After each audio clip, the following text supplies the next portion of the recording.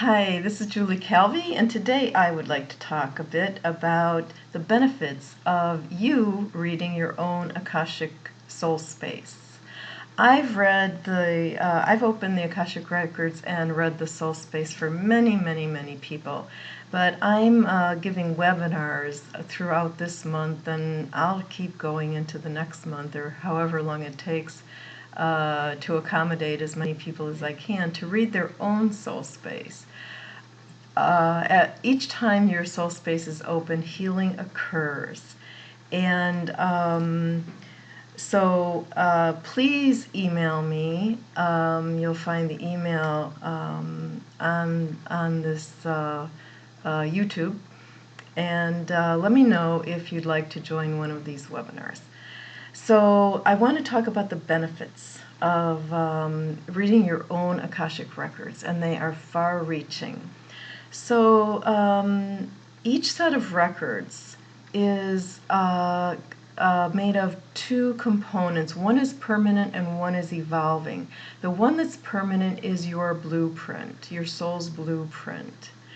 And the one that's evolving, which corresponds to the blueprint, is that which is a catalog of your lifetimes and in which you grow and become aware to the truth of who you really are in its magnificence, in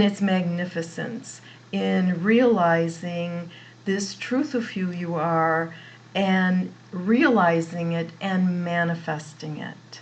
So there's the blueprint of who you are, and that is permanent and static. And it's ideal, your divine ideal is a better way to put it. And then there's the evolving component, which is all of your lifetimes on Earth, in which you become aware of your soul's identity, awakening to your innermost self, and live more and more aligned with it in expressing this truth of yourself and manifesting it. Akasha is a Sanskrit word meaning primary substance, vital force. It's the raw material for the vital force. Three principles govern the Akashic field: judge not, fear not, and resist not. These three principles in cooperation make this a perfect place for self-reflection. It's a sanctuary. When you go into your records, you are in a safe sanctuary to receive messages, to ask questions, and to reflect. So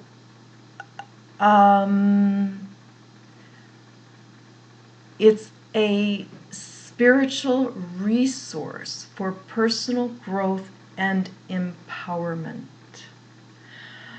The records have not always been available to us humans, or regular humans.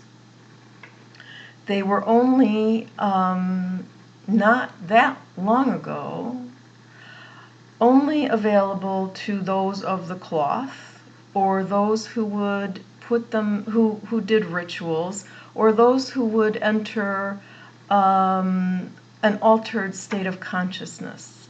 But we've evolved so much that we've come into this heightened state of awareness that we're all able to enter the Akashic field and our own soul space. We can all do it.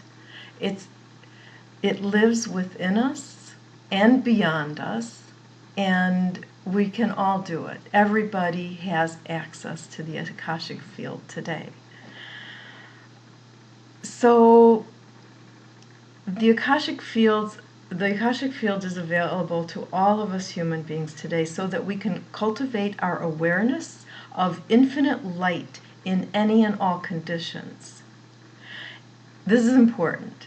It's not there to provide a quick fix, information for a quick fix to manage our affairs, or for avoiding the essential lessons to provide quick information and avoiding essential lessons and growth experiences of life.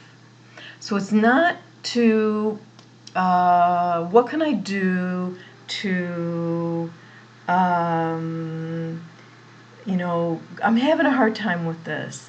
What can I do to get around this and get out of this situation? No. It's to, how do I go through this situation that's been provided to me in order to grow? As I've said before in my YouTubes, every situation you find yourself in is an opportunity for growth. So, as part of my coaching, I may ask a person, do I have permission to open your Akashic records? I always get a yes. And so I may ask, what would be the best for so-and-so to do in this situation?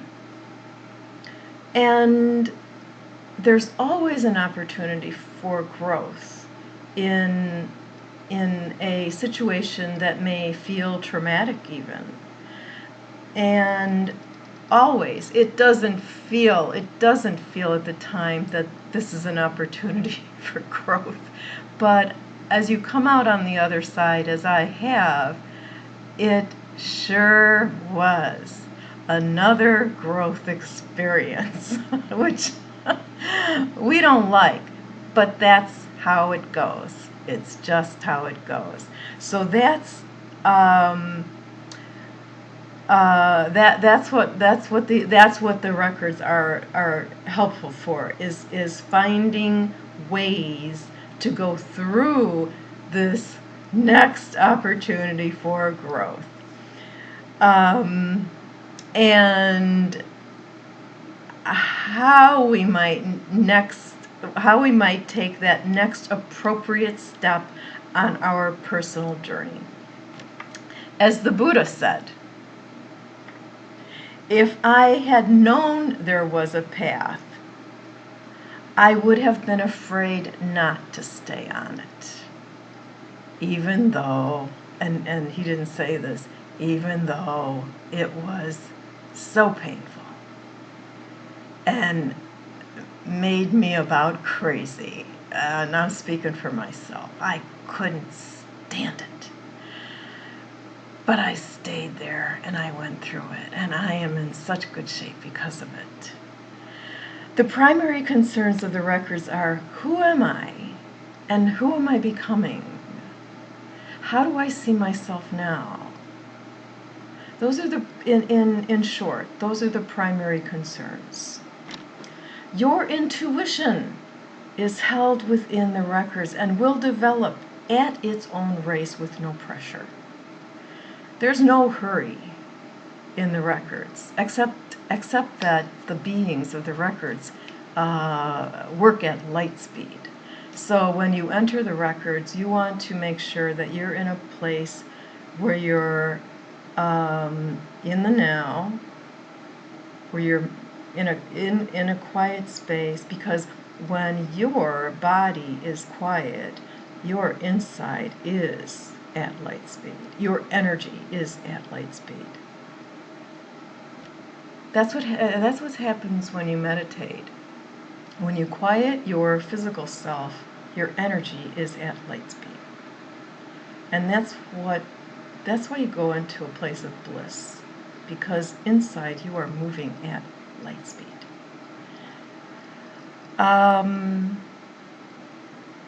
So it's a place where you can safely examine your motives, actions, and consequences within the benevolent light of your soul. which gently guides you to align with the divine ideal, that blueprint for who you are, so that you can act harmoniously with the ideal. I've talked before about integrity and staying in integrity, and the way you act is not always in integrity. So this is a perfect place to examine, and you'll be told by the masters, teachers, and the loved ones if you are not in integrity. And this is when it gets hard. I have been given messages to stop certain behaviors, and which I wanted to particularly stop. But in order to stay in integrity, on path, to keep growing my soul, I stop. Yeah, if it's about soul's growth, and it takes many incarnations to realize and manifest your divine blueprint. If not now, when? So it's not easy being human, but it is always highly recommended to take the advice of the masters, teachers, and loved ones, because they know. They know your divine blueprint. They know what's best for you, for your soul's growth. And it's not easy. It's not easy to take their advice, and many people do not, because it's that hard. And from the ego body standpoint, it's really hard sometimes. But I do. So I'm going to read a quote from Linda Howe, who is maybe the grandmother of the Akashic Records. I can't leave out Edgar Cayce, of course, but he would go into a trance-like state. But Linda Howe has written much about the Akashic Records, and she says about humanity, this has to do with humanity being, all of humanity being, the records being available to all of humanity now. We are now sufficiently developed to enter into heightened states of awareness and attain greater altitudes of consciousness, while at the same time acting as contributing citizens of the world. Eventually we will be able to accommodate this magnificent vibration and maintain balance. Brilliant but imbalanced light is not helpful for anyone. I hope that makes sense to you. It makes sense to me. There's many people on earth today who claim to be, and I would agree, are enlightened. But I, in my humble opinion, are not in balance. And this is very sad, and it's very sad. They could be doing much good for people, but they are not. So I will leave it at that. And if you want to join one of my webinars so you can read your own Akashic Records, I am Julie. My email is julie@yolsi.com, and my website is www.yolsi.com. I'll put it up in a little message on YouTube. Until next time, bye-bye.